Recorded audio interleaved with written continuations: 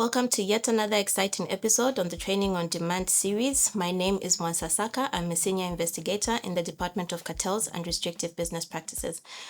Today, we are going to discuss application for exemptions.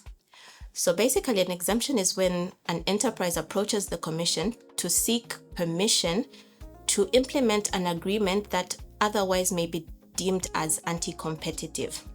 However, this business would have to demonstrate to the commission that implementation of this agreement would be far more beneficial to the public than it would do harm to competition. In order to successfully apply for an exemption, an enterprise is required to correctly fill in a Form 1 document which is available on our website www.ccpc.org.zm. A business is also required to provide justification or to demonstrate to the even though it might cause an effect on competition in the market in which they operate. Once this application is received by the commission, the enterprise will be required to pay prescribed fees in order for the exemption or application to be considered fully notified. Once these prescribed fees are paid, the commission then conducts an assessment on the agreements that have been submitted to the commission.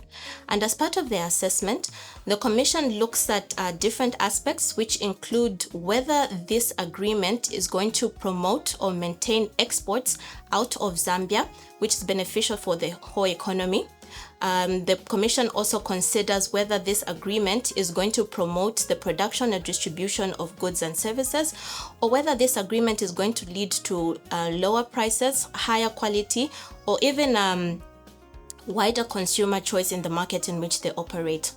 One other aspect that the commission looks at in assessment of an application for exemption is whether this agreement is going to be beneficial to micro or small businesses, or generally if this agreement is going to be beneficial to the public at large.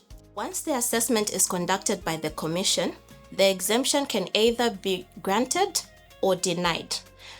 I must make mention that exemptions are not granted on agreements that are considered hardcore violations under the Competition and Consumer Protection Act.